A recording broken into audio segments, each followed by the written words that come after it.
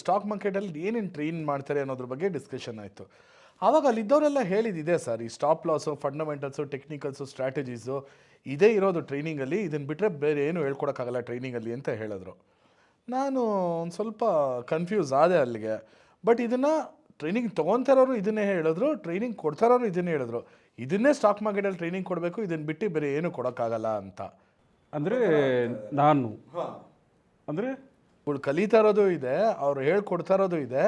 ನೀವು ಅದು ಹೆಂಗೆ ಹೇಳ್ತಾ ಇದ್ದೀರಾ, ಅವ್ರು ಯಾರನ್ನ ಮೀಟ್ ಮಾಡಿದ್ರಲ್ಲ ಅವ್ರು ಇದನ್ನೆಲ್ಲ ಹೇಳ್ಕೊಡಲ್ಲ ಅಂತ ನೀವು ಅದು ಹೆಂಗೆ ಹೇಳ್ತಾ ಇದ್ದೀರಾ ಅಂತ ನನಗೆ ಕೇಳಿದ್ರು ಸರ್. ಅಲ್ಲ ನಾ ಇಲ್ಲ ನಮ್ಮ ಟ್ರೈನಿಂಗ್ ಅಲ್ಲ.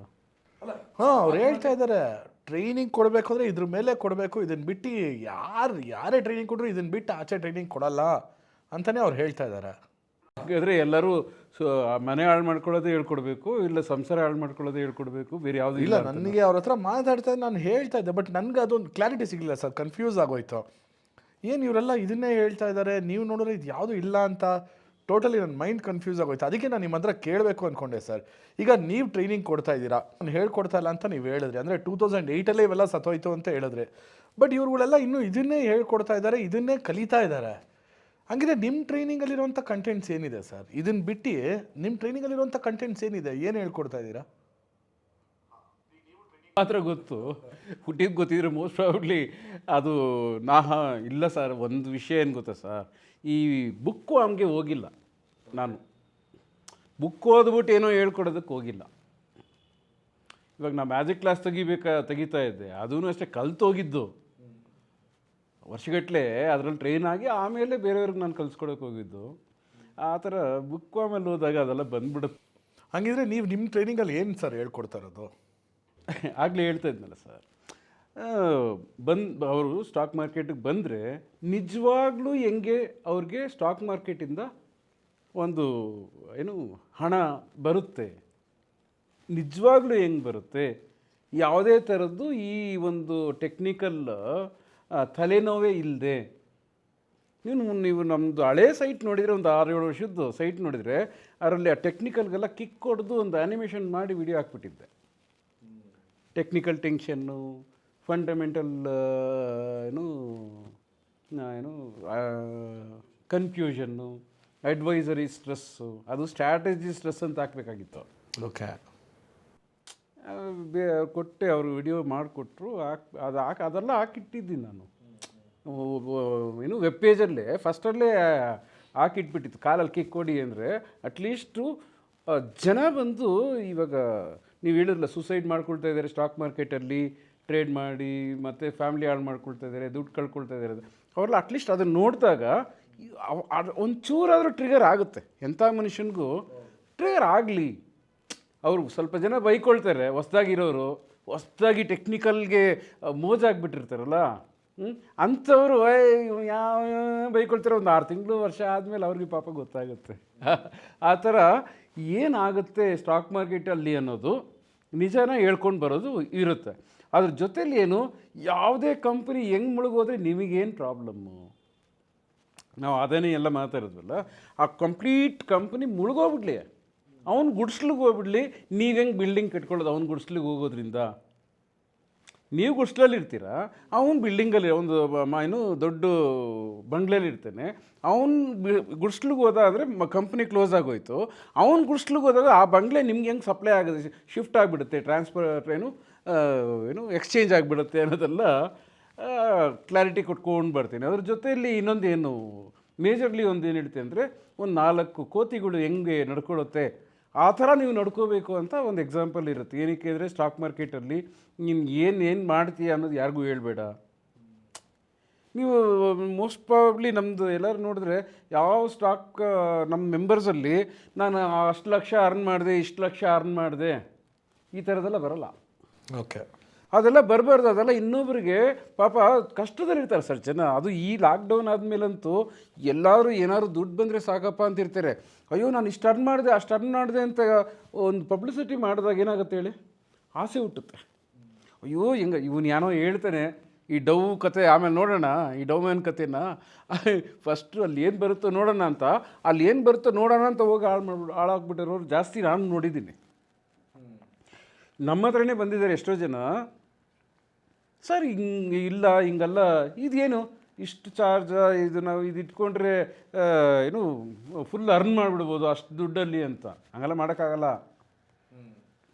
ಟೆಕ್ನಿಕಲ್ ಸ್ಟ್ರಾಟಜಿ ಇಟ್ಕೊಂಡು ಮಾಡಿಬಿಡೋಕ್ಕಾಗಲ್ಲ. 1 ವರ್ಷ 1.5 ವರ್ಷ ಆದವ್ರನ್ನ ನೀವು ಕೇಳಿ, ಹೊಸ್ದಾಗಿ ಬಂದಿರೋರು ಪಾಪ ಸರ್, ಅಯ್ಯೋ ಪಾಪ, ಅದೇನು ಮಾಡೋಕ್ಕಾಗಲ್ಲ. ಇನ್ನು ಅವ್ರು ನಮ್ಗೆ ದುಡ್ಡೇ ಕೊಟ್ಟಿಲ್ವಲ್ಲ. ಆ ಥರ ಸ್ಟಾಕ್ ಮಾರ್ಕೆಟಲ್ಲಿ ಹಿಂಗೆ ಹೊಸ್ದಾಗಿ ಏನಾದ್ರು ಬಂದುಬಿಟ್ಟಿರೋರು ನಮ್ಮ ವರ್ಕ್ಶಾಪ್ ಬಂದ್ರೂ ಅವ್ರನ್ನ ಆ ಥರ ಒಂದು ಪರಿಸ್ಥಿತಿ ಹೋಗದೇ ಇರೋ ಥರ ಮೋಲ್ಡ್ ಮಾಡೋದು. ಈ ಕಂಪ್ಲೀಟ್ ಪ್ಲ್ಯಾನ್ ಅಂತ ಹೇಳಿದ್ನಲ್ಲ, ಎಲ್ಲೂ ಅವ್ರು ಶೇಕ್ ಆಗದೆ ಹೋಗೋದು.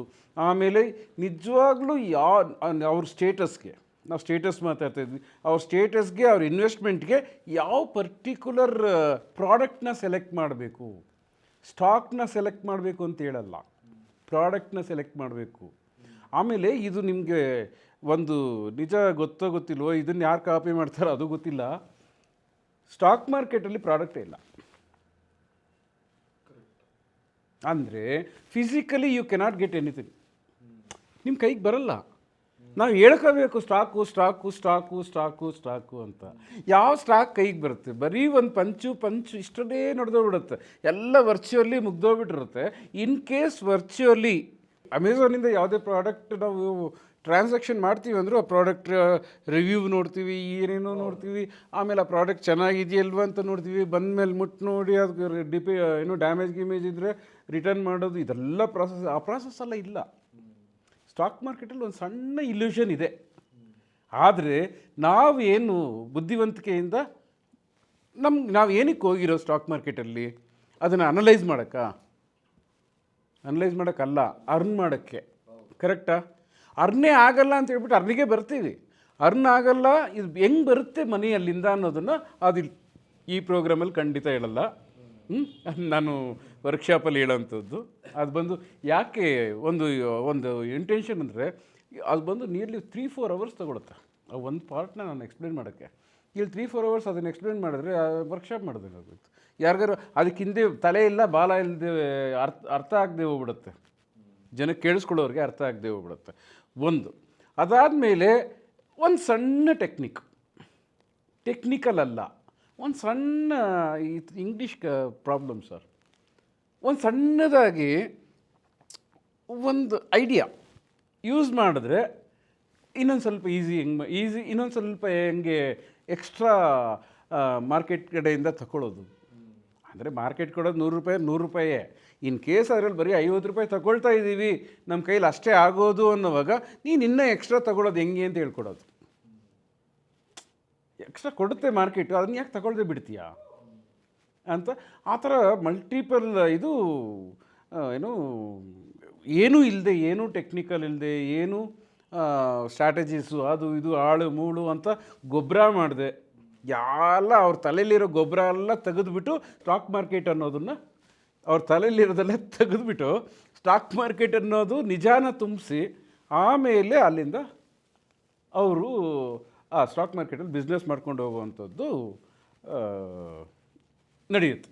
ಅದ್ರ ಜೊತೆಯಲ್ಲಿ ಏನಪ್ಪ ಅಂದರೆ, ನಾವು ನಮ್ಮದು ಇದೆ ಸಾಫ್ಟ್ವೇರ್ ಇದೆ. ಇನ್ ಕೇಸ್ ಇಲ್ಲ ನಾನು ಏನಾದ್ರು ಒಂದು ಈಸಿಯಾಗಿ ಬೇಕಾದ್ರೆ ಅದು ಕೊಟ್ಟಿರ್ತೀವಿ. ಒಂದು ಸಾಫ್ಟ್ವೇರ್ ಅಂತ ಕೊಟ್ಟಿರ್ತೀವಿ. ಅದು ಸುಮ್ಮನೆ ನೋಡೋಕ್ಕೆ ಲೈನಾಗಿ ಏನೋ ಇರುತ್ತೆ, ಬಟ್ ಅದರಲ್ಲಿ ಏನಂತ ವರ್ಕ್ಶಾಪಲ್ಲಿ ಹೇಳ್ಕೊಡ್ತೀವಲ್ಲ ಅಲ್ಲಿ ಓಹೋ, ಸುಮ್ಮನೆ ನೋಡಿಬಿಟ್ಟು ಅಂದಾಜು ಮಾಡೋರು ಬೇರೆ, ಅದು ಅವ್ರಿಗೆ ಅರ್ಥ ಆಗಲ್ಲ. ಈಗ ಆ ಥರ ಒಂದು ಪರಿಸ್ಥಿತಿಲಿ ಅದಷ್ಟು ಕಂಬೈಂಡಾಗಿ ಅವ್ರಿಗೆ ಹೇಳ್ಕೊಡೋವಂಥದ್ದು ಇರುತ್ತೆ ಸರ್. ಕ್ಲಾರಿಟಿ ಬಂತಾ ಸರ್? ಅಂದರೆ ನಿಮ್ಮ ಹತ್ರ ಬಂದು ಟ್ರೈನಿಂಗ್ ತೊಗೊಂಡಿರೋ ಸ್ಟೂಡೆಂಟ್ಸ್ಗಳು ಯಾರೋ ಅಂಥ ಪರಿಸ್ಥಿತಿಗಳಿಗೆ ಹೋಗಲ್ಲ. ಏನು ಹೇಳಿದ್ರಿ ಸರ್?